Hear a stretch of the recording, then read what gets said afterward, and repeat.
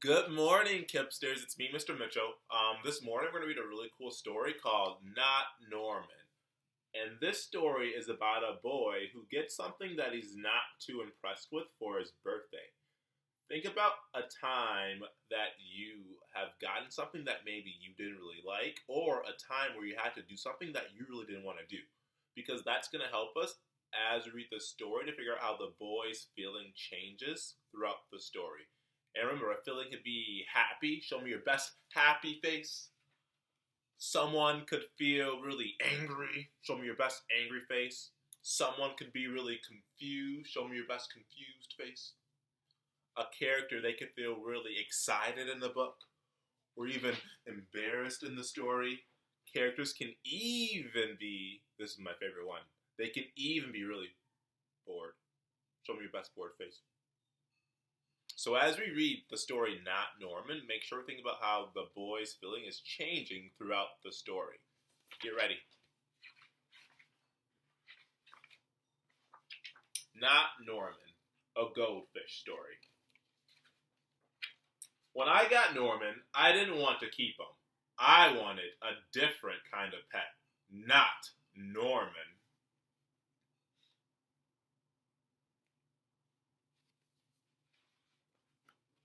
I wanted a pet who could run and catch, or one who could climb trees and chase strings.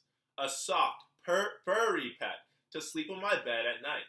Not Norman. All Norman does is swim around and around and around and around and around and around and around and around.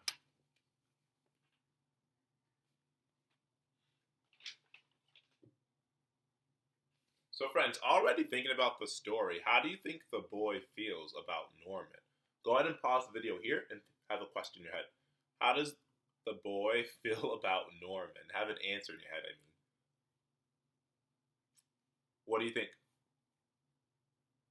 Yeah, that's right. The boy, he's not too happy about Norman. He seems really upset and kind of surprised that his family, his parents, would give him this fish for his birthday. He is not happy with Norman. This is it, Norman, I decide. I'm trading you for a good pet. Norman doesn't move. Not even a fin twitches. How can I trade him like this? No one will want a sorry-looking fish in a gunky bowl. You can see that Norman's bowl, it's all gunky, all that green slime and gunk inside of his bowl. When I drop Norman into his nice clean bowl, he starts dipping and flipping, flapping his fins around. He looks so goofy, I have to laugh. Don't think that just because you made me laugh, I'm going to keep you, I tell him. Tomorrow, you're out of here. Norman blows a stream of bubbles. Why did the boy decide to clean Norman's bowl? Why did the boy decide to clean Norman's bowl? What do you think? Go ahead and pause the video here and have an answer in your brain. All right, so what do you think? Why did the boy decide to clean Norman's bowl? Yeah, totally. The boy, he was ready to get rid of Norman, and he could not give Norman to someone looking like this. So we had to clean his bowl to hopefully get rid of him. Let's see if the boy's going to change his mind about Norman as we read in the story. The next day, I take Norman to school with me. If I talk him up real good during show and tell, maybe someone will want him. On the way there, I see my friend Austin. Austin has a real cool dog and 7 puppies. Hey, Austin, wanna swap one of your puppies for Norman, I ask? Who's Norman? Asks Austin. My goldfish, I say. By the time I rescue Norman, half his water is gone. What's happening right there to Norman? What do you see in the picture? Say, oh no, look at those dogs trying to drink Norman's water. Let's see what's going to happen next. I'm sorry, I tell Norman when we get to school. I'm really sorry. He just stares at me, googly-eyed. Finally, it's my turn to show and tell. Just as I start to talk about goldfish, Emily shouts, "Jenny's gone! Who let my snake loose?" Oh no. Looks like they're missing the snake. Does anyone hear Does anyone hear the story of how I got Norman? Does anyone even ask to hold his bow? No. They're all jumping and screaming and chasing the snake. Not Norman. He's looking right at me. Thanks for listening, I tell Norman.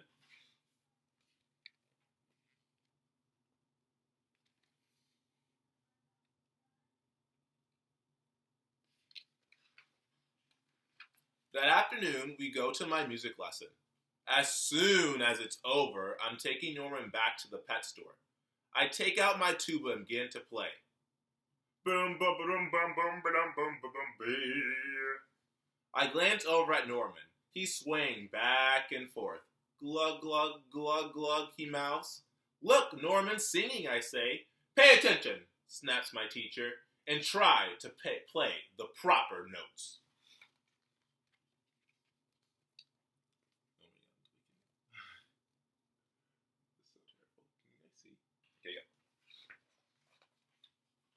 My teacher makes me stay after for extra practice. But by the time my lesson is over, it's too late to go to the pet store. Don't you think that just because you like my music, Norman, I'm going to keep you, I tell him. He just glugs.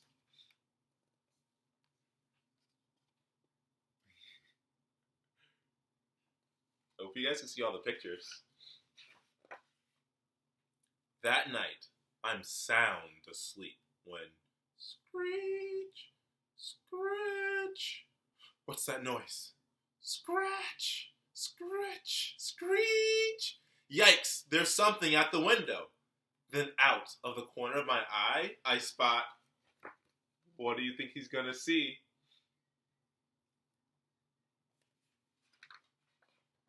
Norman! He isn't scared. He isn't swimming around in circles either. He glugs and gives me a wave. I'm not alone.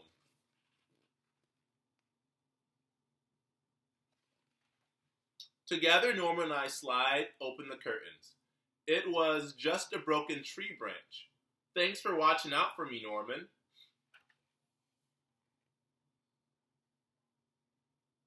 Why do you think the boy takes Norman over to the window to help him check out what's outside? Why do you think the boy takes Norman over to the window to help him check out what's outside? Go ahead and pause the video here.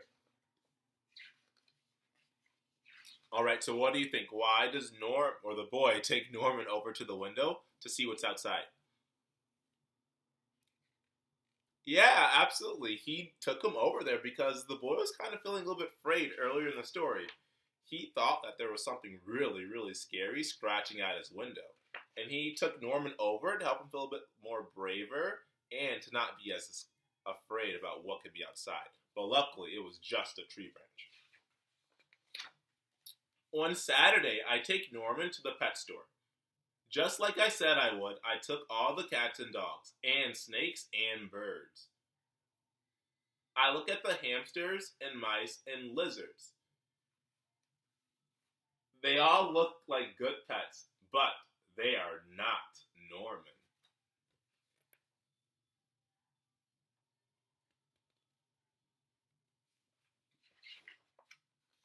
When I got Norman, I wasn't sure if I wanted to keep him. But now, even if I could pick any pet in the whole world, I wouldn't trade him. Not Norman.